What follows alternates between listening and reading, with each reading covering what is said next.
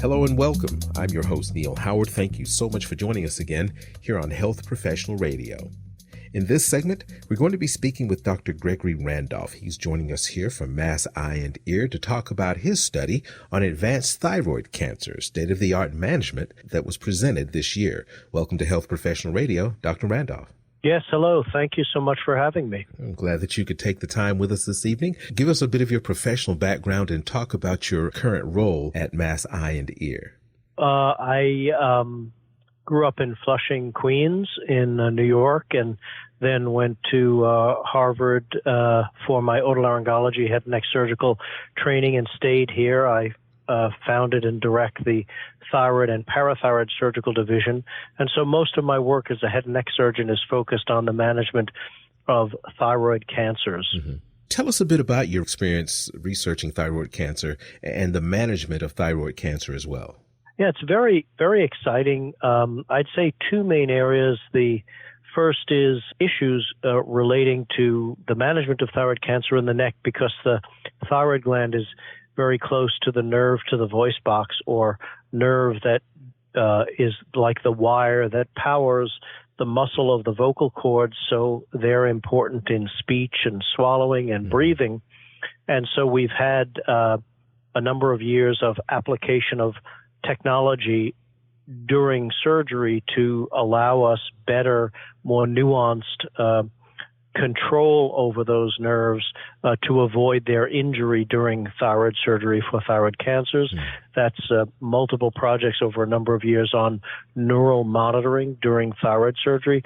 It just adds to the eyes and hands of the surgeon to give them additional information about the status, the functional status of the nerve as we operate on those nerves to try and preserve those nerves, and hence preserve voice and swallowing and breathing, and yet be thorough in our removal of cancer. Now, just to be clear, the thyroid does not necessarily control these nerves. It just lies in such proximity that any surgical procedure on the thyroid gland jeopardizes these nerves. Is that correct?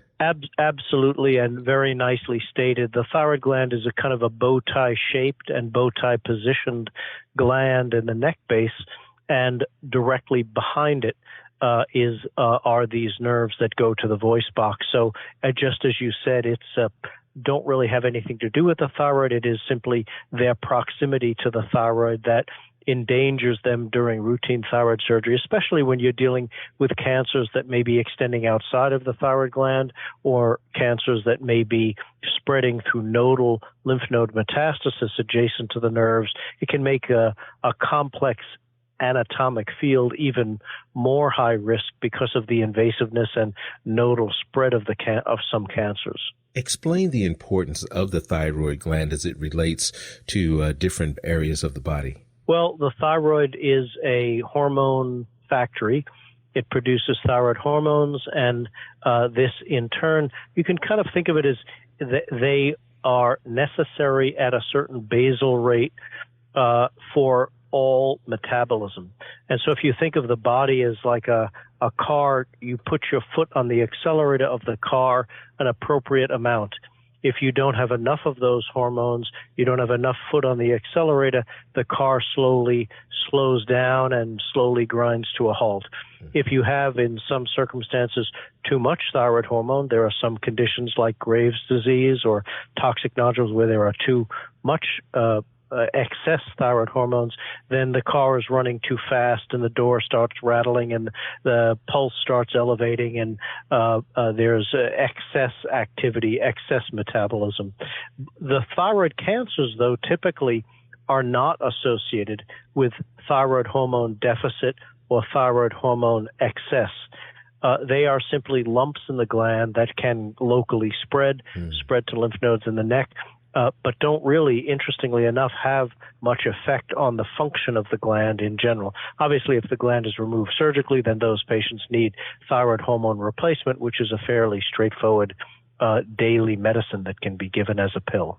The other thing you had mentioned about the advances that I failed to mention, aside from the application of this electrophysiologic technology of monitoring the electrical activity of the nerves, the other really major advance, which relates to the presentation that you were asking about, is our increased understanding, and this is a kind of a broad advance in thyroid cancers through not just how they look like under the microscope. That's how we identify a breast cancer or a thyroid cancer or prostate cancer as a cancer from a certain structure of origin, but increasingly to augment our understanding of the cancers, not just how the cells look like under the microscope, but their molecular, that is, their DNA and RNA profile. And it turns out that is a very important bit of information to have as we turn towards treatment, because there are an increasing number of very select medicines that generally are fairly well tolerated and have very excellent activity that are targeted once we know what the exact molecular derangement is in this particular tumor. So it's still important to know what the cells look like under the microscope, but to know what the DNA mistakes are, what the mutations are in that tumor allows us to draw from an increasing menu of targeted agents that we have that can be very beneficial in thyroid cancer. And we're using a study here where that those targeted agents are used prior to thyroid cancer, advanced thyroid cancer treatment at Mass Eye and Ear and Mass General. It has just opened up at MD Anderson as well. And this is something that would be kind of think of it as a chemotherapy pre-treatment prior to surgery for more advanced thyroid cancer.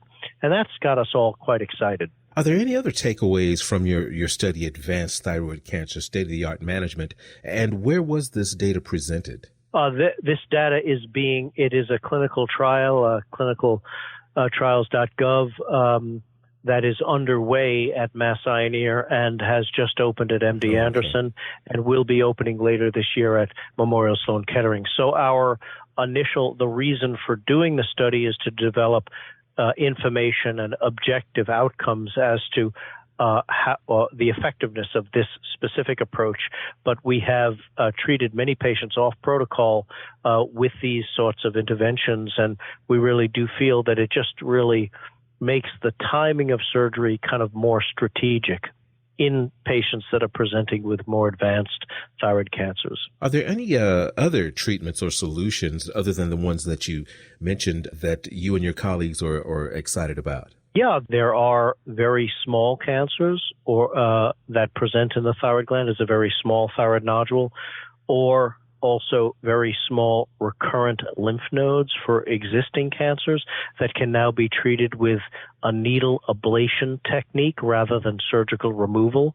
That's called radiofrequency ablation. There are other types of ablation techniques, but what we've used here is radiofrequency, and that allows patients with small or indolent thyroid cancers presenting or recurrences to be treated without surgery with a needle ablation. It's a heat type of injury to the cells that are contained within the small thyroid cancers.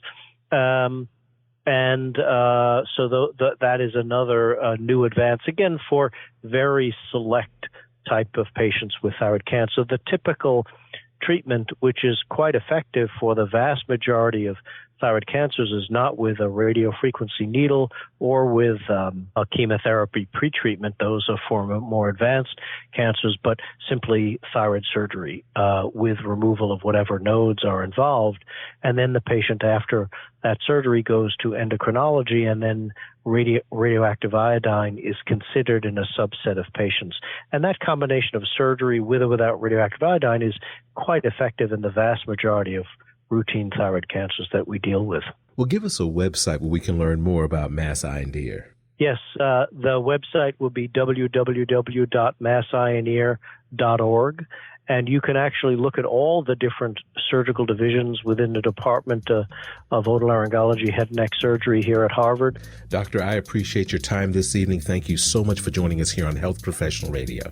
Thank you so much for your time. You've been listening to Health Professional Radio. I'm your host, Neil Howard, in conversation with Dr. Gregory Randolph. Audio copies of this program are available at hpr.fm and healthprofessionalradio.com.au. You can also listen in and download at Anchor, Spotify, and be sure and subscribe to our YouTube channel at youtube.com/Health Professional Radio.